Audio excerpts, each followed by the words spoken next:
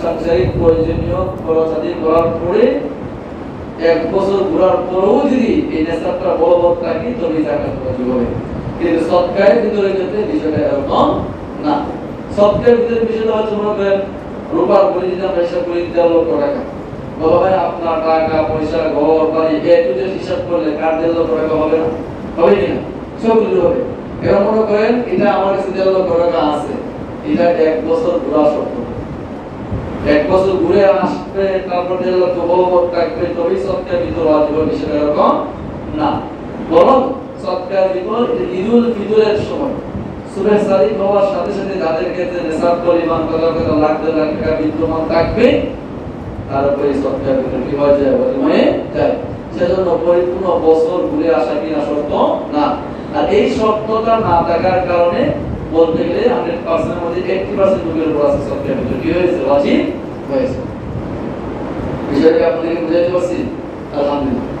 এখন এই নিসাব পরিমাণ মালটা পরিবারের সকল সদস্যের মাঝে রাখতে হবে, বিষয়টা এরকম না।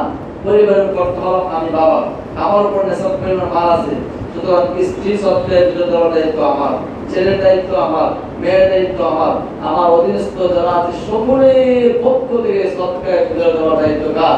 পরিবারের কর্তা যিনি। তবে হ্যাঁ, সন্তানরা যদি আলাদা থাকে, মেয়েরা যদি আলাদা থাকে, তাদের বর্ণ পোষণ যদি আলাদা হয়, তাদের সংসার যদি আলাদা হয়, মা বাবা যদি আলাদা খায়, আলাদা সংসার থাকে, তবে এটা এদের উপরেই বর্তাবে। কিন্তু যদি এককভাবে একজন পরিবার পরিজন পরিচালনা করে থাকেন তবে উনি সকলের পক্ষ থেকে কি করবেন? সদকার ভিতর আদায় করবেন। এক্ষেত্রে ছেলে মেয়ে নাতি নাসকা মা বাবা পরিবার পরিজন আত্মীয় স্বজন যারা অধীনস্থ আছে ওনারা যদি বলে আব্বা আম্মা দাদা দাদি নানা আমরা আমারটা দিও, তোমারটা দিও, সেটা একদম ব্যক্তিগত ব্যাপার। যেমন আমার আম্মা থাকে বাড়িতে, আমি প্রশ্ন করলাম সদকার ভিতর দিয়ে দিব মা, তখন বলছি তোমার দিয়েছি, আমার কাছে আমি তোমারটা দিয়ে দিব। এক এক সময় মা দেয়, এক এক সময় আমি দিই। এটা হচ্ছে একান্ত আন্তরিকতার ব্যাপার। কিন্তু বিধান হচ্ছে যিনি পরিবার পরিজন পরিচালনা করেন, যার অধীনে যারা থাকে খায় গ্রহণ পোষণ গ্রহণ করে, উনি সকলের পক্ষ থেকে সদকার ভিতর আদায় করবে। সকলের নিসাব টাকা কিনা জরুরি না। এখন আমার পরিবারের সদস্য আছে, যেমন আমার 2টা মেয়ে আছে, আমার স্ত্রী আছে, আমি একজন 4 জন, আমার ছেলে মেয়ে এদের তো নিসাব দেয়, আমার তো নিসাব আছে, সুতরাং সকলের পক্ষ থেকে আমি সদকার ভিতর আদায় করে দিব। আশা করি আপনারা মাসলাটা বুঝতে পেরেছেন। আসল সদকার ভিতরের উদ্দেশ্য কি? আজকে যে 2টা বিষয় আপনাদের সঙ্গে আলোচনা করে নিয়ে বলছি, এটা খুবই জরুরি মাসআলা সংক্রান্ত বিষয়। এখানে টেনে টেনে ওয়াজের কোনো বিষয় না, এগুলো বুঝার বিষয়, মনোযোগ সহকারে বুঝবেন। সদকার ভিতরের উদ্দেশ্য আর সদকার ভিতর কেন ওয়াজিব করলো পাই কাছাকাছি। ওয়াজিবের কারণ ছিল ক্ষমা মার্জনার লক্ষ্যে।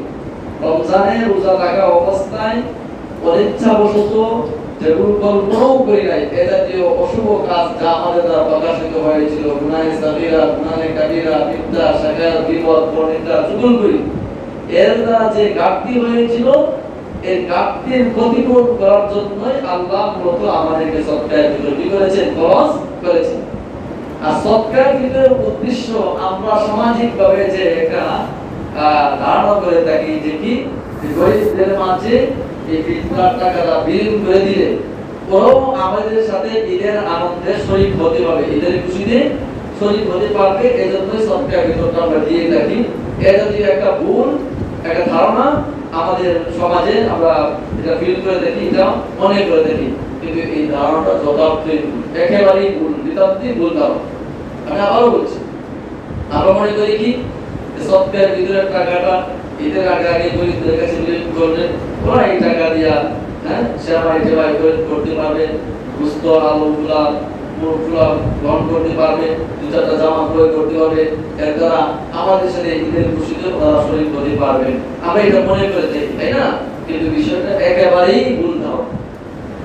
মূলত সদকার ভিতর আদায় করার উদ্দেশ্য গরিবদের কাছে অর্থ বিলীন করা নয়।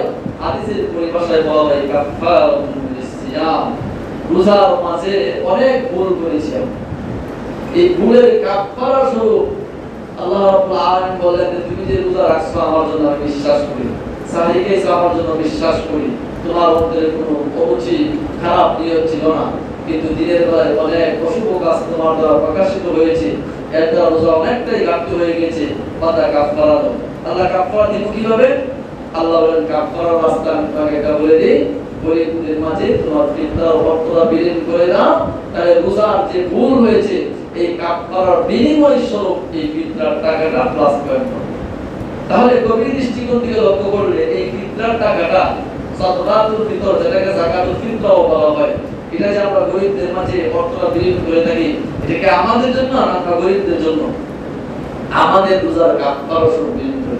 এখানে গরিব বলতে কোনো কিছু না, বরং গরিবরা আমাদেরকে সহায়তা করেছে। আল্লাহ রাব্বুল আলামিন কাফারার রাস্তা বলে দিয়েছে। রাস্তা কি? গরিব মিসকিনরা। আর গরিব মিসকিন যদি না থাকতো তাহলে কাফারার রাস্তাও আমরা পেতাম না। আর কাফারার রাস্তা না পেলে এই গুনাহযুক্ত রোজা নিয়ে কিভাবে আল্লাহর সামনে দাঁড়াবো বলো? হ্যাঁ, গুনাহগুলো বেশি আছে। রোজা রেখে তো জিনা করছি, এটাও একটা গুনাহ। হ্যাঁ, রোজা রেখে পাঁচ ওয়াক্ত নামাজ একটাও করে নাই, এটাও একটা গুনাহ। আর রোজা রাখছে, নামাজও পড়ছে, পর্দা নষ্ট মিথ্যা বলে ফেলেছে। কি বর্ষণা নিয়ম ছিল না, মসজিদে বসতে কি বর্ষণ করে ফেলেছে, কষ্টে দুই চারটা কি করেই ফেলেছে, পায়ের দুই পায়ে, কি এরকম হয় না? এই জাতীয় গুনার কাফারার পরিভাষা রাসূল বলেন কাফারাতুল সিয়াম। এই জাতীয় গুনাহ যারা রমজানে রোজা রেখে করেছো, যেহেতু তোমরা আমার জন্যই করেছো, আমি তোমাদের কাফারা স্বরূপ একটা রাস্তা বলে দিই। তোমরা ঈদুল ফিতর সূরা সাদিক হওয়ার সাথে সাথে ঈদগাহে যাওয়ার আগে তোমরা কিছু অর্থ বিলীন করে দাও, তাহলে তোমাদের কাফারা হয়ে যাবে। তোমাদের রোজা আর গুনাহে সগীরাও থাকবে না, তোমাদের রোজা আর কবিরাযুক্ত গুনাহও থাকবে না, পরিষ্কার নির্দোষ একটা রোজা হবে। এই রোজা নিয়ে আমার সামনে তোমরা দাঁড়াতে সক্ষম হবে। এজন্য গভীর দৃষ্টিকোণ থেকে আমরা যদি পড় করি তাহলে দেখবো কাফারা, যাকাতুল ফিতর বা সাদকাতুল ফিতরটা যে ফরজ করা হয়েছে তার উদ্দেশ্য গরিবদেরকে সহায়তা করা নয়, বরং আমাদের রোজার যে কদর্য, যে ময়লা লেগেছিল এগুলোকে পরিষ্কার করার একটা মাধ্যম আল্লাহ বলে দিয়েছেন। আর মাধ্যমটা হচ্ছে গরিব মিসকিন, বরং ওনারা আমাদেরকে সহযোগিতা করেছেন। আল্লাহ আমাদেরকে বোঝার তৌফিক দান করুন। আসুন সদকার ফিতর কি দিয়ে দিবেন? আমি আগে বলেছি আজকে দুইটা বিষয় আলোচনা করতে হবে, একটা ইতিকাফ, একটা সদকার ফিতর। কিঞ্চিত সংক্ষিপ্ত আলোচনা করছি, যেহেতু সদকার ফিতর এবং ইতিকাফ সম্পর্কে মোটামুটি সকলেই আমাদের একটু কিছু না কিছু ধারণা আছে। চারটা জিনিস বলতে হাদিসের মধ্যে আসছে আপনার খেজুর, ঝড়, পনির, গম, ঠেংটা, শাড়ির, তামাক, ঠেংটা। তারপর বাংলা ভাষায় সাধারণত খেজুর বুঝে থাকি, পনির বুঝে থাকি, হ্যাঁ, আপনার ঠেংটা বুঝে থাকি, গম বুঝে থাকি। এই চারটা জিনিস দিয়ে রাসূল করিম সাল্লাল্লাহু আলাইহি ওয়াসাল্লামের জামানায় সদকায়ে ফিতর দেওয়া হয়। এখন আমরা কি দিয়ে দিই? এক্ষেত্রে যথেষ্ট পরিমাণে ইখতিলাফ আছে। একদল ওলামায়ে কেরাম বলেন দ্রব্যের বিনিময়ে দ্রব্য দিয়ে কি করবেন? সদকায়ে ফিতর দিবেন। আর একদল ওলামায়ে কেরাম বলেন না, টাকা দিয়ে সদকায়ে ফিতর দিবেন। আসল কথা হচ্ছে রাসূল করিম সাল্লাল্লাহু আলাইহি ওয়াসাল্লামের জামানায় যারা বলেন সদকায়ে ফিতর, হাদিসের মধ্যে যে বিষয়গুলো আছে, খেজুর দিয়ে দিতে হবে, শাড়ি দিয়ে দিতে হবে, হ্যাঁ, পনির দিয়ে দিতে হবে। এদের যুক্তি হলো রাসূলের জামানায় এই সমস্ত জিনিস দিয়েই সদকায়ে ফিতর দেওয়া হতো, রাসূল এবং সাহাবায়ে কেরাম আমল করেছেন। সুতরাং বর্তমান সময়ে আমরা যদি খেজুর দিয়ে সদকায়ে ফিতর দিই, শাড়ি দিয়ে সদকায়ে ফিতর দিই, ঠেংটা, গম দিয়ে সদকায়ে ফিতর দিই, তাহলে সরাসরি রাসূলের হাদিসের উপর কি হয়? আমল হয়। এই লজিকের দিকে তাকাইলে তাদের কথা, তাদের যুক্তি একেবারেই যুক্তিসঙ্গত। আরেকটু ওলামায়ে কেরাম যারা বর্তমান প্রেক্ষাপট নিয়ে আলোচনা করে থাকে, ওনাদের লজিক যুক্তি হলো না। বর্তমান আজকের এই পৃথিবীতে সাধারণত লেনদেন হয় কারেন্সির বিনিময়ে, মুদ্রা, টাকা পয়সা, কারেন্সির বিনিময়ে দ্রব্যের লেনদেন হয়ে থাকে। আর এটার মাধ্যমে বেশিরভাগ সাধারণত গরিবদের একটু উপকার বেশি হয়ে থাকে।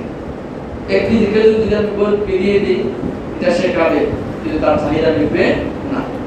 শুধু গরিব বলে কথা না, বর্তমান আজকের পৃথিবীতে সকলের ক্ষেত্রে কারেন্সির বিনিময়ে দ্রব্যের লেনদেন হয়ে থাকে। অর্থ, টাকা পয়সা, মুদ্রার মাধ্যমে লেনদেনের মাধ্যমে আমাদের চাহিদা প্রয়োজন সাধারণত মিটিয়ে থাকে। এজন্য নির্ভরযোগ্য ওলামায়ে কেরাম বলেছেন না, বরং আজকের এই পৃথিবীতে টাকা দিয়ে সদকায়ে ফিতরটা আদায় করলে, সদকায়ে ফিতর করার যে উদ্দেশ্য, যে খাত গরিব মিসকিনদের কাছে বিলীন করা, এতে গরিব এবং মিসকিনরা অনেকটা উপকার পায়। এজন্য টাকা দিয়ে সদকায়ে ফিতর আদায় করতে হয়। এজন্য যারা অর্থ দিয়ে টাকা দিয়ে সদকার ভিতর আদায় করে এদের এটা 100 ভাগের 100 ভাগ এইভাবে আদায় হবে, কোনো প্রকারের দ্বিধাদ্বন্দ্ব থাকার কোনো সুযোগ নাই। এবার আসুন কত টাকা দিয়ে সদকার ভিতর আমরা আদায় করব এবং কখন এটা আদায় করব। এটার সময়টা হচ্ছে ঈদুল ফিতরের দিন সুবহ সাদিকের সময় যদি কোনো নেশাব পরিমাণ মালের মালিক হয়, তখন থেকে নিয়ে ঈদগাহে নামাজে যাওয়ার আগে 2 থেকে 2.5 ঘন্টা সময় থাকে না, এর ভিতরে এটাকে আদায় করে দেওয়া। তবে আমরা যেরকম যাকাত অর্থটা রমজান মাসে আদায় করি কেন 170 বলে কথা, ঠিক তেমনি ভাবে কেউ যদি সদকার ভিতরটা ঈদুল ফিতরের আগে সুবহ সাদিক আসতে আরো 12 থেকে 14 দিন বাকি আছে, কিন্তু আমি তো জানি আমার রুটিনটা কি খরচ, এখন যদি আমি একটু বেশি সওয়াবের আশায় বেশি পুণ্যের আশায় এখন দিয়ে দিই আদায় হয়ে যাবে। তবে কেউ যদি ঈদের পরেও নামাজ থেকে আসার পরেও সদকার ভিতরটা আদায় করে আদায় হবে, তবে উত্তম হবে ঈদগাহে নামাজে যাওয়া আগে আগে। আরো উত্তম হবে গরিব মিসকিনরা একটা কেনাকাটা করার একটা সময় আছে, এই সময়ের আগেই যদি অর্থটা তাদের কাছে পৌঁছে যায় তাদের চাহিদা মিটবে। তবে আমরা ঈদুল ফিতর আসবে সুবহ সাদিক হবে তখন সদকার ভিতর আদায় করব, এই হিসাব করে বসে থাকবো না। আমরা চেষ্টা করব আজকে থেকে এখন থেকে সদকার ভিতরটা যথাযথভাবে আমার আত্মীয়-স্বজন পরিবার যারা আছে এদের কাছে বিলীন করে দেব। মোহতারাম হাজিরিন, এই ছিল আপনার সদকার ভিতর সংক্রান্ত সংক্ষিপ্ত আলোচনা। আমি খোলাসা কালামটা সারাংশটা আবার বলে দিচ্ছি। সদকার ভিতর ওয়াজিব হওয়ার কারণ হচ্ছে রমজানে রোজা রেখে যে ভুলগুলো হয়েছে এই ভুলগুলির মার্জনা লক্ষ্যের ক্ষতিপূরণ হিসেবে সদকার ভিতর ওয়াজিব করা হয়েছে। উদ্দেশ্য হচ্ছে রোজা রেখে যে ভুলগুলো হয়েছে ভুলের কাফারা স্বরূপ সদকার ভিতর তার উদ্দেশ্য। কাদের কাছে দেই করব? গরিব মিসকিনদের কাছে আমরা দিব। কি দিয়ে দিব? 4টা জিনিস বলেছি, 4টা জিনিসের মধ্যে টাকা পয়সা মূল্যের দিকে তারতম্য আছে, যে কোনো একটা মূল্য নির্ধারণ দেশকে সবচেয়ে কম দামি জিনিস হচ্ছে আপনার গম। ইসলামিক ফাউন্ডেশন কর্তৃক আয়োজিত বর্তমান 2024 ইসলামিক ফাউন্ডেশন নির্বাচিত ওলামায়ে কেরাম ওনারা সবচেয়ে কম মূল্য যেটা গম এটা বাজার দর হিসাব করেছেন মাথা পিছু 115 টাকা। সুতরাং 115 টাকা মাথা পিছু হিসেবে আপনার সদকার ভিতর ওয়াজিব হবে। কারণ তো এই নয় যাদেরকে আল্লাহ তৌফিক দিয়েছেন খেজুর দিয়ে দেওয়া, আপনারা খেজুরের হিসাব করবেন না। ন্যূনতম একটা মাল খেজুর দিতে গেলে আপনার 7,000 টাকার প্রয়োজন ন্যূনতম। সুতরাং আপনার পরিবারের সদস্য যদি হয় 4 জন, 3 4 1200 প্রায় 1500 টাকা আপনার সদকার ভিতর ওয়াজিব হবে। এখন আপনি যদি মনে করেন অর্থ সম্পদ টাকার উপরেও আপনি কৃপণতা করেন, এটা আপনার ব্যর্থতা। এজন্য আমরা শুধু গমের দিকে তাকাবো না, আমরা গম দেখবো, খেজুর দেখবো, পনিরে গেলে তো এক এক কেজি পনিরের দাম আছে 2 থেকে 2,500 টাকা। আল্লাহ আমাদেরকে তাদের অর্থ দিয়েছেন, তাদেরকে আল্লাহ মন দিয়েছেন, আমরা যেটা দামি বস্তু যে জিনিসটা দ্বারা সদকার ভিতর আদায় করলে আমার অধীনস্থ যারা গরিব আছে এদের হক আদায় হবে, এদের উপকার বেশি আসবে, আমরা এটা দিয়ে সদকার ভিতর আদায় করব। আল্লাহ আমাদেরকে সদকার ভিতর সম্পর্কে আলোচনা করেছি বুঝা আমরা আমল তৌফিক দান করুন। সকলে বলুন আমিন। আসুন এতেকাফ আপনি একটু চারটা কথা বলি। এতেকাফ এটা আকুল শব্দ থেকে উদ্ভূত, তার অর্থ হচ্ছে আপনার অবস্থান করা, আর এতেকাফ অর্থ হচ্ছে আটকে যাওয়া, থেমে থাকা, আবদ্ধ থাকা। শরঈ পরিভাষায় ইতিকাফ বলা হয় একমাত্র আল্লাহর জন্য তার রাজামন্দি হাসিলের লক্ষ্যে বিশেষ সময়ে, বিশেষ দিনগুলিতে, বিশেষ জায়গায় তথা মসজিদে অবস্থান করাকে ইতিকাফ বলা হয়। ইতিকাফ অনেক প্রকার আছে, ওয়াজিব ইতিকাফ, মানদুব ইতিকাফ, ফরজ ইতিকাফ, সুন্নত ইতিকাফ। আমরা তো আলোচনা করছি আজকে সুন্নত ইতিকাফ নিয়ে। সুন্নতে মুআক্কাদা যে ইতিকাফ, সুন্নতে মুআক্কাদা কিফায়া। এমন একটা ইতিকাফ যেটা সুন্নাত আবার মুআক্কাদা আবার কিফায়া।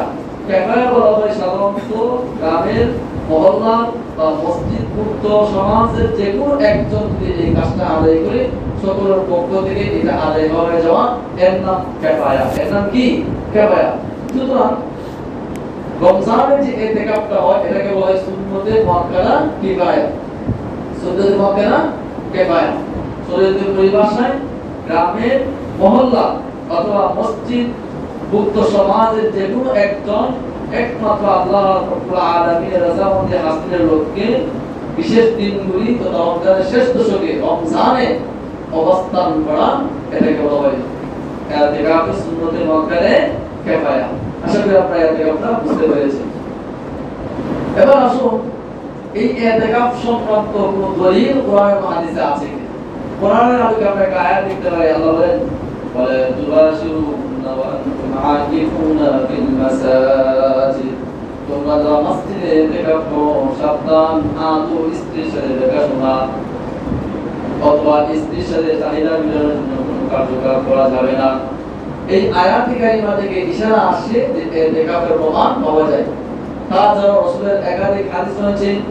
عن عبد الله بن عمر رضي الله تعالى عنهما قال قال رسول الله صلى الله عليه وسلم يعتكف من عشر الأواخر من رمضان, রমজানের শেষ দশকে আল্লাহর রাসূল ইতিকাফ করেছিলেন। وعن عائشة زوج النبي صلى الله عليه وسلم أن النبي صلى الله عليه وسلم كان يعتكف من عشر الأواخر من رمضان حتى توفاه الله. রাসূল রমজানের শেষ দশকে ইতিকাফ করতেন এবং মৃত্যুর পর্যন্ত এই আমলকে আল্লাহর রাসূল জারি রেখেছিলেন। রমজানের শেষ দশকে আল্লাহর রাসূল ইতিকাফ করতেন আর এই আমলটা রাসূল তার মৃত্যুর শেষ পর্যন্ত আমলকে রেখেছিলেন, জারি রেখেছিলেন। আসুন আমরা একটু পরীক্ষা করি পৃথিবীতে সবচেয়ে বড় কর্মশীল ব্যক্তি কে ছিলেন। আজকে যারা আমরা ইতিকাফে বসি না, ব্যবসার একটা অজুহাত দেখায়, প্রতিষ্ঠানের অজুহাত দেখায়, চাকরির অজুহাত দেখায়, আমার বাজার সবাই করার অজুহাত দেখায়, কি বলি কিনা? আচ্ছা বলুন তো, রাসূলের ছেলে কয়জন ছিল জীবদ্দশায়? রাসূলের সাংসারিক কাজ মেটানোর জন্য কয়টা সন্তান ছিল? পুত্র সন্তান একজন ছিল। তারা প্রাপ্তবয়স্ক হওয়ার আগে আল্লাহ রাব্বুল আলামিন কোন একটা কারণে নিয়ে গিয়েছিলেন।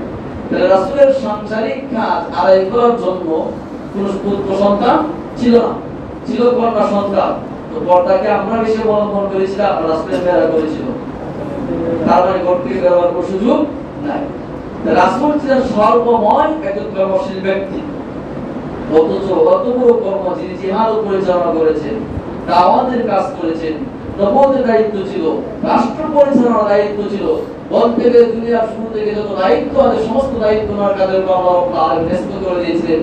এত সব দায়িত্ব পাওয়ার পরও উনি তো ব্যবসার অজুহাত দেখায় না, উনি তো চাকরির অজুহাত দেখায় না, উনি তো সাংসারিক কাজ করার অজুহাত দেখায় নাই, বাজার ঘাট সদাইয়ের অজুহাত দেখায় নাই।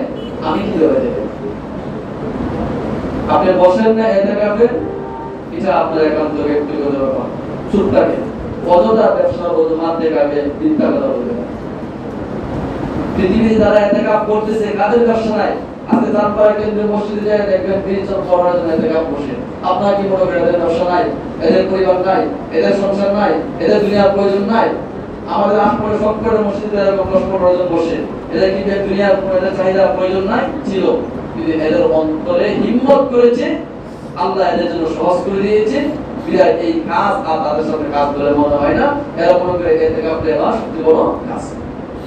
মুহতারাম হাজির, রাসূল এতটা কর্মঠ হওয়ার পরেও যদি ইতিকাফ করতে পারলেন, তাও জীবনের শেষ সময় পর্যন্ত, মৃত্যুর শেষ সময় পর্যন্ত প্রতি বছর ইতিকাফ করেছেন। আর আমার বয়স 50 বছর হলো, 50 বছরের ভিতরে একটা বছর এরকম পেলাম না যে আমি ইতিকাফ করেছি। আমরা হুজুররা কিভাবে যে আপনাদেরকে বোঝাবো এই ভাষাও বুঝে পাই না। গত বছর আমি আপনাদেরকে বলছি, এই বছর বলছি, প্রতি বছরই ওলামা একরাম মসজিদে মেহরাব থেকে মসজিদে ইতিকাফের গুরুত্ব আপনাদের সাথে আলোচনা করে দেখেন। পার্থক্য হচ্ছে আমাদের কাছে ইতিকাফ করেন।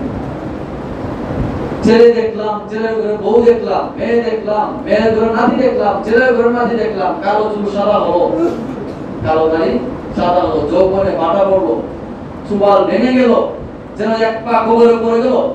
এখনো সেই নির্ভুত বোকা বলে আমার সংসারের কাজ, আমার হাত বাজছে। নাউযুবিল্লাহ না আমরা বুঝবার বুঝি। আসুন, আপনার বয়স 50-60 হয়ে গেছে, আল্লাহকে বসতে জীবনের শেষ রমাদান মনে করে ইতিকাফটা 10 দিনের জন্য আমরা করে আসুন। ইতিকাফ করে লাভ কি? একটু করে বলছি আলহামদুলিল্লাহ। ইতিকাফ তো যুবকরা, আচ্ছা যুবকদের কথা আমি একটু মাইনাস দিলাম, যেহেতু এদের কাঁধে স্ত্রী আছে, সন্তান আছে, প্রতিষ্ঠান আছে, জব আছে, বিভিন্ন হাতে এরা দূরে থাকার চেষ্টা করে। যে মেয়ে নেওয়ার মতো না, সাময়িক সময়ের জন্য ধরে নিলাম একটা অজুহাত, 50 বছরের মুরব্বি কেউ জবাব দেবে আমার কাছে, 70 বছরের মুরব্বি কেউ জবাব দিবেন আপনি আমাকে। আমি তো মনে করি আপনি ঘরে থাকলে আপনার পরিবারের সদস্যরা আপনাকে দেখে বিরক্ত মনে করে, বরং আপনি ইতিকাফ বসলে এরা মনে প্রাণে খুশি হয়ে আপনার সেবা যত্ন করে। আল্লাহ বুড়ারা বসে গেছে 10টা দিন আমি দেখতে পারবো, দেখবেন যা বিশ্বন্দন আপনাকে খাওয়ায় নাই, দেয় নাই, পড়ায় নাই, লালন পালন করে নাই, ঈদের দিন খুশি হয়ে আপনার জন্য দুধ নিয়ে আসবে, ইফতার নিয়ে আসবে, জামা নিয়ে আসবে, টাকা নিয়ে আসবে। আপনার কিছু লাগবে কিনা? কি কথা বলেন, ঠিক না? তাহলে আপনি আমার বাজার ঘাট করতে দিব, আমার সংসারে কেউ নাই, এই নাই সেই নাই, কি অজুহাত দেখাবেন? আল্লাহ কি বলছে, আল্লাহর মসজিদে আসুন।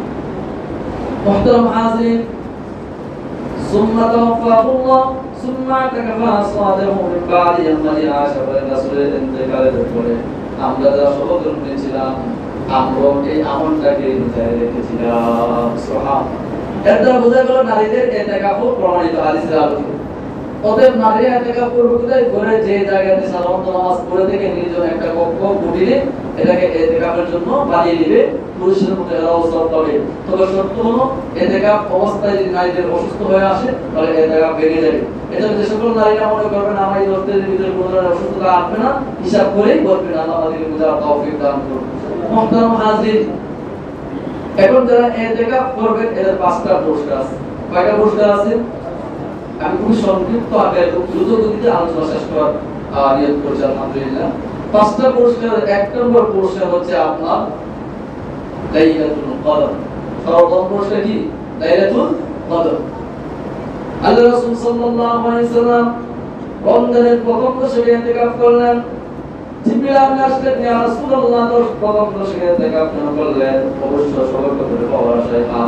জিবরিল বলেন, না, আপনি পান নাই, প্রথম দশকে ইতিকাফ আল্লাহ নির্ধারণ করে নাই। রাসূল দ্বিতীয় দশকে ইতিকাফ করলেন। জিবরিল আমিন আসলেন, ইয়া রাসূলুল্লাহ, আপনি সবার কথা পাওয়ার জন্য দ্বিতীয় দশকে ইতিকাফ করেছেন, কিন্তু আপনি পান নাই, পাবেন না, বরং শেষ দশকে আল্লাহ ইতিকাফ নির্ধারণ করে রেখেছেন। রাসূল বলেন, সুতরাং যারা ইতিকাফ পাওয়ার আশা রাখো, আমি রাসূল শেষ দশকে ইতিকাফ করব, তোমরা যারা পাওয়ার আশা রাখো আমার সাথে ইতিকাফ করবে। অতএব রাসূল ইতিকাফ করার জন্য একটা বছর সারা মাসই ইতিকাফ করেছেন ইতিকাফ পাওয়ার জন্য। অতএব যারা মসজিদে অবস্থান করবেন 10 দিন, কোনো আমল করুন না করুন, বিশ্বাস রাখি একবার মসজিদে থাকলে আর যাইব গুনাহের কাজ করতে পারে না। নাওয়াইতুল ইতিকাফ মালুম ফি হাদাল মসজিদ, যারা মসজিদে ইতিকাফ নিয়ে অবস্থান করবে 10 দিন অবিরাম ফেরেশতা তার জন্য কোনো আমল না করলেও সওয়াব লিখে রাখে। সুবহানাল্লাহ। কোনো আমল না করলেও সওয়াব লিখতে রাখে। লাইলাতুল কদর খায়রুম মিন আলফি শাহর, 1000 মাসের চাইতে শ্রেষ্ঠ যদি 10 দিনের একদিন আছে। আমরা আশাবাদী যারা ইতিকাফ করে মাসআলা মাসের যাবো কাম না জানো আর যাইবো তাহাজ্জুদের নামাজ পড়া মিস করে না। এটা আমরা জানি, আমরা দেখেও দেখি। এটা আমি তো রাজশাহী আমার মসজিদে যে কথা বসে পারে না পারে দেখি একটু মিলে হাঁটাহাঁটি করে, ওই সদকাতুল তালিমের কিতাবটা পড়ে, কোরআন শরীফ শুনে, যাই করে আমল করে, যাই আমল করুক সবকদের আমল পাবেই না। বাহিরে থাকলে এটা পাওয়া যাবে? পাওয়া যাবে না। 2 নম্বর পুরস্কার, আজকে আমি ইতিকাফে না বসে বাহিরে হয়তো আমি যে কাজগুলি করে থাকতাম, মানুষকে সহযোগিতা করতাম, মানুষের সাথে ভালো আচরণ করতাম, মা বাবার সাথে শুভ আচরণ করতাম, এই সমস্ত ভালো কাজ করলে যে সওয়াব পেতাম, ইতিকাফে বসার পরে এই কাজ না করার দ্বারাও আল্লাহ তাআলা সওয়াব লিখে দিবেন। সুতরাং একটা গুনাহগার ব্যক্তি, কঠিন দিলের ব্যক্তি, যে কিনা ইতিকাফের বাহিরে আদৌ মানুষের সাথে শুভ আচরণ করতো না, মানুষের সাথে কখনো ভালো আচরণ করতো না, হয়তো গুনাহের কাজ করতো, কিন্তু ইতিকাফে বসার কারণে আল্লাহ রাব্বুল আলামিন তাকে ভালো কাজের সওয়াব তার আমলনামায় লিখে দিবেন। এটা হলো 2 নম্বর পুরস্কার। 3 নম্বর পুরস্কার হচ্ছে জাআলাল্লাহু বাইনাহু ওয়া বাইনান নারি তানাতুহানানি ওয়া মান ইয়াতাকাফা ইয়াওমান ইবতিগাআ লিওয়াজহিল্লাহ, যেই ব্যক্তি মাত্র একদিন আল্লাহর জন্য আল্লাহর মসজিদে ইতিকাফ করবে, রাসূল বলেন আল্লাহ তার মাঝে এবং জাহান্নামের মাঝে 3 বন্ধ জাহান্নামের মুক্ত সৃষ্টি করে দিবেন। নজরুল বলেন, রাসূল বলেন, এক পদ্মের দূরত্ব হচ্ছে আসমান আর জমিন। একদিনের ইতিকাফে যদি আসমান আর জমিনের সমপরিমাণ জাহান্নাম তার মাঝে আল্লাহ দূরত্ব তৈরি করে দেন, তাহলে 10 দিনের ইতিকাফ আর এক খন্দকের পরিমাণ যদি হয় আসমান আর জমিন, 3 খন্দকের পরিমাণ, ওইদিকে 10 দিন একটু দেন, এক কথায় বুঝাই দিতে চাই জাহান্নাম আল্লাহ রাব্বুল আলামিন তার জন্য হারাম করে দিয়েছেন। সুবহানাল্লাহ। 4 নম্বর পুরস্কার, আমার ছেলে আমার মেয়ে, আমার নবজাতক ছেলে মেয়ে নাতিনাসকা আমাকে আপনার করে প্রশ্ন না দিয়ে কান্না হবে, কান্না থামবে না। এই পৃথিবীতে পুরুষ জাত যতই কঠিন অধিকারী হোক না কেন, বাবা বলে কথা, ছেলে মেয়ে যখন কান্না করে তারা আপনার ভক্ত বৃদ্ধি করে হলেও আদায় করার চেষ্টা করে কিনা।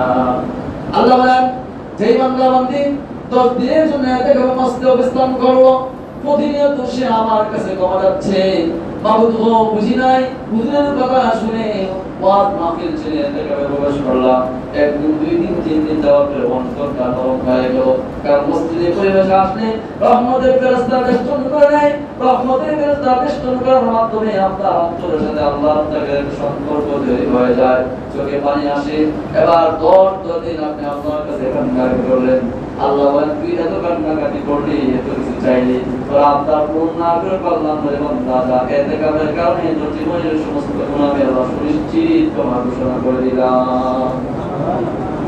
সর্বশেষ যে পুরস্কারটা সেটা হচ্ছে হুজুর 50 বছর হয়ে গেল, 40 বছর হয়ে গেল, আল্লাহর সাথে আমার গভীর সম্পর্ক আছে, এটা আমি দাবি করতে পারি না। এটা হচ্ছে আমাদের ইমানের অবস্থা। কে বলতে পারবে যে আমার আল্লাহর সাথে গভীর সম্পর্ক আছে? এখানে কে এই কথা বলতে পারবেন যে আল্লাহর সাথে আমার গভীর সম্পর্ক আছে? পারবো। কিন্তু এতে বসার পরে লোকটা নফল নামাজ পড়লো, এশরা কাওয়াবিন চাষ তাসবিহ তাহলিল তাজকির তিলাওয়াতুল কোরআন সালাবিন নামাজ সাহিহ কাটা সুতে তুলে রমজানের ফরজ ওয়াজিব সুন্নাত মুস্তাহাব নফল যত ইবাদত রয়েছে, এটা ইতিকাফকারী ব্যক্তি কম বেশি হলে সব কয়টা কিছু না কিছু আদায় করে থাকে।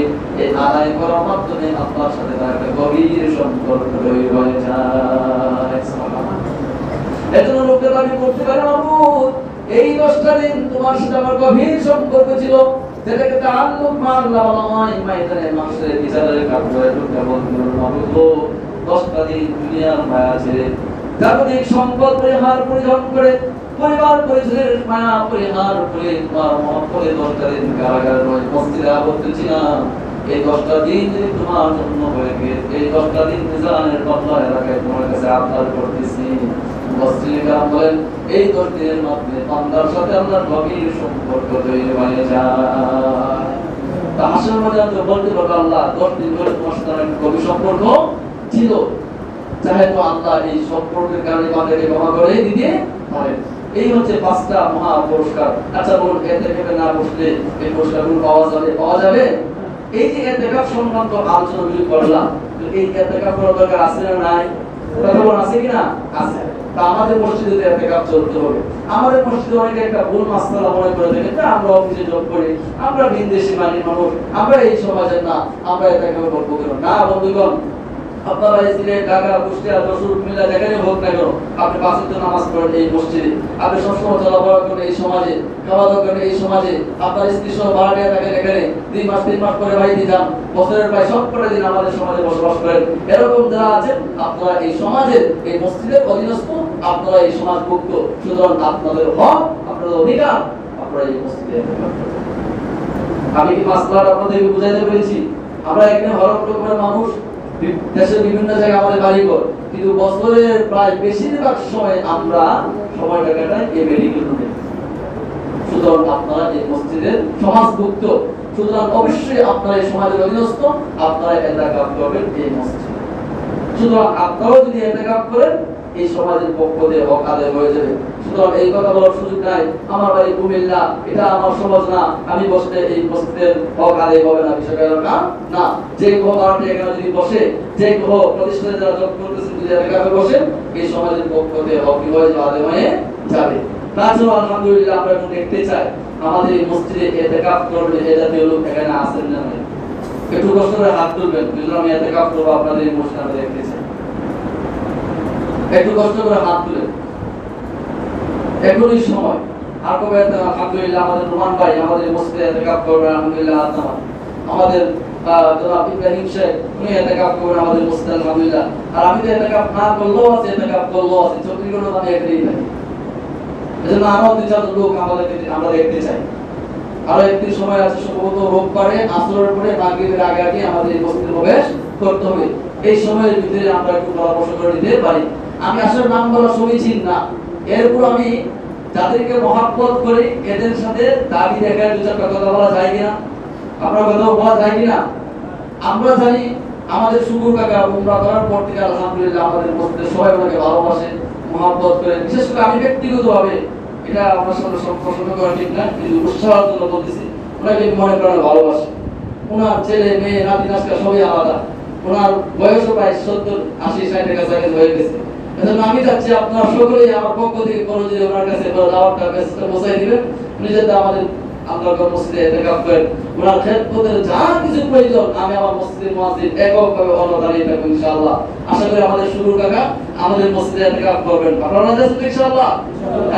আমার পক্ষ থেকে মসজিদের বাইরে যে আপনারা যেভাবে হোক ধরবেন, যদি ধরতে না পারেন এটা সকলের ব্যর্থতা, ওনার ব্যর্থতা না। কি মনে করেন 100টা লোক যদি 100 বার ওনার দাওয়াত দেয়, যদি মসজিদে না এসে থাকতে পারবো, তাহলে ব্যর্থতা কি ওনার না আমাদের? আসলে দাওয়াত আমরা পৌঁছাতে পারি।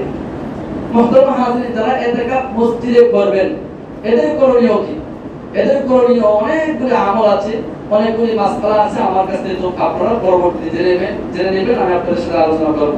বেশি বেশি নফল নামাজ পড়া, কোরআন কারীম তিলাওয়াত করা, জিকির আজকার করা, তাসবিহ তাহলিল পড়া, একান্ত ভালো না লাগলে এখানে তালিমের কিতাব আছে, কিতাবগুলো পড়া, তাও ভালো না লাগলে হুজুরের কাছ থেকে ওয়াজ নসিহত শোনা, তাও ভালো না লাগলে চোখটা বন্ধ করে আল্লাহ পাকের কুদরত নিয়ে আল্লাহ পাকের নিয়ে গবেষণা করা, এর দ্বারা আল্লাহ রাব্বুল আলামিন আপনার আমলে সওয়াব দিবেন। একেবারেই বিনা আমলে বসে থাকবো না। এবার আসুন, অনেকে মনে প্রশ্ন, হুজুর আমরা যদি ইতিকাফ করতে মসজিদ দ্বারা পরিচালনা করে ওনাদের কিছু করণীয় আছে কিনা নাই? এটা প্রশ্নে অনেকে অন্তর আছে, সাহস করতে পারতেছে। আপনি প্রশ্ন করেন না করেন, এটা বলা এটা আমার অধিকার, এটা মসজিদের হক, এটা কোরআনের হক। আমরা যারা মসজিদ পরিচালনা করি, সমাজ প্রসারী কমিটি মহোদয়গণ, সমাজ প্রসারী কমিটি মহোদয়গণ, ওনাদের ব্যাপারে সরাসরি কোরআনের আয়াত আছে আমার কথা। যদি আমল না করেন আপনারা আল্লাহর কাছে জবাব দিবেন। আল্লাহ বলেন আহিদিনা ইব্রাহিম ওয়া ইসমাঈল আন তুহফিরা বাইতিয়া লিত-তাওয়িফিন ওয়াল আকিফিন। কানে কাবার দাওয়াতটা হচ্ছে ইব্রাহিম এবং ইসমাঈল আলাইহিস সালাম। আল্লাহ বলেন দুজন ব্যক্তি থেকে আমি অঙ্গীকার নিলাম, যারা ইতিকাফ করবে, কাবায় তওয়াফ করবে, ইতিকাফ করবে, এরা মসজিদটাকে ঝাড়ু দিবে, মসজিদের পরিষ্কার পরিচ্ছন্নতার কাজ আল্লাহ ইব্রাহিম এবং ইসমাঈলের কাছে অঙ্গীকার নিয়েছিলেন। সেই খানে কাবার একটা অংশ হাজরা আসলে যায় মসজিদ। সুতরাং এই মসজিদে যারা ইতিকাফ করবে, কমিটি মহোদয়গণ, পরিচালনাবৃন্দ যারা আছেন, আপনাদের কাজ হলো মসজিদে পরিষ্কার করা, ঝাড়ু দেওয়া। এটা কোনো অর্থ না, কোরআন বুঝতে হবে। মূল কথা হচ্ছে যারা ইতিকাফ করবে এদের খাবারের ব্যবস্থা অবশ্যই মসজিদ কমিটি পরিচালক যারা আছেন এটা গুরুত্ব সহকারে দেখতে হবে। এ জাতীয় কথা আদৌ বলতে পারবে না পুনরায় ইতিকাফ করতেছে এদের সব হবে, আমরা কেন নিব না? ওনারা পুরা সমাজের হক আদায় করতেছে, আপনারা পুরা সমাজ তাদের হক আদায় করবেন না কেন? মাস্টাররা বুঝলেন? ওনারা 2জন বা 3জন ইতিকাফের বেশি আপনাদের পুরো সমাজের হক আদায় করতেছে। এদের হক আদায় করবে কে? আল্লাহ, রাসূল না আমরা? কথা বলেন আমরা। আমাদের মাঝে উদ্যোগটা নিবে কে? যারা কমিটি না কমিটির বাইরে? কমিটি আছে। এখন এই উদ্যোগটা এদের খাবারের সুন্দর একটা মনোরম পরিবেশ তৈরি করে দেওয়া, এদের থাকার একটা সুন্দর মনোরম পরিবেশ, পরিচ্ছন্ন পরিবেশ তৈরি করে দেওয়া। অর্থাৎ এই 10 দিনের জন্য এদের যা কিছু প্রয়োজন, এদের জামা কাপড় দিয়ে দিতে হবে, এদের পুষ্টিকর নিতে হবে, এদের ট্রিটমেন্টের প্রয়োজন হলে স্বাস্থ্যসম্মত ট্রিটমেন্ট দিতে হবে, এদের ওষুধপত্রের প্রয়োজন হলে দিতে হবে। খাবার যদি বাড়ি থেকে আনতে হয় এটা আপনাকে এনে দিতে হবে। যদি আপনি পারেন না, মসজিদের গেস্ট থেকে প্রয়োজন আলাদা একজন খাদেম নিয়োগ করুন। মাসালা বুঝেন? মসজিদে খালি টাকা গেস্ট দেওয়ার অর্থ না, মসজিদের টাকা মসজিদের পিছনে ব্যয় করবেন, এটাই তো দায়িত্ব। মসজিদে টাকা জমা হয় কিন্তু ব্যাংকে জমা রাখার জন্য মসজিদের সওয়াবের কাজে ব্যয় হওয়া। সুতরাং ইতিকাফকারীদের জন্য মসজিদের অর্থ ব্যয় করা এটা অতি একটা সওয়াবের কাজ। আমাদের সমাজে এটা নাই। বিভিন্ন সমাজে মনে করে যে মসজিদের অর্থ মনে হয় ইতিকাফকারীদের পিছনে ব্যয় করা যায় না। না বন্ধুগণ, ওনারা মহল্লার কাজ করতেছে, আর মহল্লার লোকরা মসজিদে অর্থ দেয়, আর মসজিদের অর্থ মসজিদের জন্য ব্যয় হবে। সুতরাং ইতিকাফকারীরা যদি স্বেচ্ছায় তোমাদের বাড়ি থেকে খাবার গ্রহণ করে, আলহামদুলিল্লাহ। আমরা আমাদের জায়গা থেকে ইমানি দায়িত্ব হিসেবে, নীতি নৈতিকতা দায়িত্ব হিসেবে মসজিদের পক্ষ থেকে, মসজিদের ক্যাশ থেকে, ভালো করে বুঝবে, এটা মসজিদের অর্থনৈতিক ফান্ড থেকে এদের জন্য খাবারের ব্যবস্থা করা, এটা আমাদের ইমানি দায়িত্ব, এটা আমাদের নৈতিক দায়িত্ব। বাকি ওনারা যদি গ্রহণ না করেন সেটা ভিন্ন। আমরা আমাদের জায়গা থেকে অবশ্যই নজর রাখতে হবে, ওনাদের জামা কাপড় ধুয়ে দিতে হবে, মসজিদটা আইসা পরিষ্কার পরিচ্ছন্নতা করতে হবে। আর আমরা যারা পরিচালক বৃন্দ আছি, আমরা যদি মনে করি আমাদের দুনিয়ার ব্যবসার কারণে, দুনিয়ার কাজ কামের কারণে আমাদের বর্তমান আসে, তাহলে প্রয়োজনে আলাদা একজন খাদেম রাখেন, আলাদা একজন মুয়াজ্জিন রাখেন, যে করেই হোক এদের যাতে কোনো প্রকারের সেবা যত্ন ঘাটতি না হয়। আল্লাহ আমাদেরকে বুঝার, মানার, আমল করার তৌফিক দান করুন। মুহতারাম হাজিরিন, এই ইতিকাফ সম্বন্ধে যে আলোচনা করলাম, সাত্তাতুল বিতর সম্বন্ধে যে আলোচনা করলাম, এই আলোচনার উপর আমাদের সকলকে আল্লাহ রাব্বুল আলামিন আমল করার তৌফিক দান করুন। সকলে বলুন আমিন। এখানে আরেকটা কথা, অনেকে এটা কথা আমাকে বলেন, ইতিমধ্যে বলেছেন যে হুজুর কোনদিন লোকরা তাদের মসজিদে বসে থাকে। আমার প্রশ্ন, আল্লাহ তো ইব্রাহিমের কাছে অঙ্গীকার নিছে সেবা যত্ন করা, ওই ইব্রাহিম তুমি খানা খাবে ইতিকাফ করো, ওই ইসমাইল তুমি খানা খাবে ইতিকাফ করো। আল্লাহ তো সরাসরি ইব্রাহিমকে বলে নাই, সরাসরি ইসমাইলকে বলে নাই, অত ইব্রাহিম ইসমাইল ছিল খানায় কাবা পরিচালক, আল্লাহ তো পরিচালককে বলে নাই ইতিকাফ করার জন্য। আমি আপনি প্রশ্ন করার পেয়েছি, আজ আজ মসজিদের কমিটিরা ইতিকাফে বসতে হবে, কান কেন্দ্রীয় মসজিদ, সাম্পাই কেন্দ্রীয় মসজিদের কমিটির লোকেরা ইতিকাফে বসতে হবে, অমুক জায়গায় মসজিদের কমিটির লোকেরা ইতিকাফে বসতে হবে। এটা দিয়ে প্রশ্ন করে এটা আমাদের জন্য একান্তই বোকামি। ইতিকাফে সবাই বসার সমান অধিকার আছে, সকলেই বসবেন। আমি বসতে পারছি না, আমার ব্যর্থতা না দেখে আরেকজনকে দোষারোপ করতে সে বসতে পারছে না। অনেকে হয়তো মসজিদের বাইরে যা শুরু করা দরকার করবেন না। আমি আবারও বলছি, আমি ওনাকে মনে করেন মহাব্বত করি, আগের আমল জানি না, উমরা করা আসার পর থেকে ওনার আমল অনেকটা সুন্দর হয়েছে, এই জন্য আমি ওনার প্রতি একটু দুর্বল, এই জন্য দাবি দেখার কথাটা বলছি। তারও তো এই নয় যে আপনারা বাইরে যে বসতে লেগে যাবে, বিষয়টা এরকম না। এই জন্য নিজের আমল দেখেন, নিজে বসতে পারতেছেন না কেন? আমার ধারণা হলো আপনাদের সমাজে অনেক বেকার যুবক, আপনারা শুধু শুধু সময় নষ্ট করেছেন, আসল মসজিদে এসে আপনি কাজ করুন। আমি আজকে কালকে বানিয়ে দেবো ইনশাআল্লাহ, আপনাদের কাছে যাবো, দেখি আপনারা কিভাবে গবেষণা করে পারেন। আল্লাহ আমাদেরকে বুঝা, আপনারা আমল করার তৌফিক দান করুন। মুহতারাম হাজিরিন, যে আলোচনাগুলি করলাম, আল্লাহ সকলের জন্য এটা উপকারজনক একটা আলোচনা হিসেবে কবুল মঞ্জুর করুন। সকলে বলুন আমিন। ওয়া আখিরু দাওয়ানা আলহামদুলিল্লাহি রাব্বিল আলামিন। এখন সুন্নতের আগে 2 মিনিট আপনাদের সামনে জনাব শাহ আলম সাহেব একটু কথা বলবেন, এরপরে আমরা সুন্নত নামাজ শুরু করব।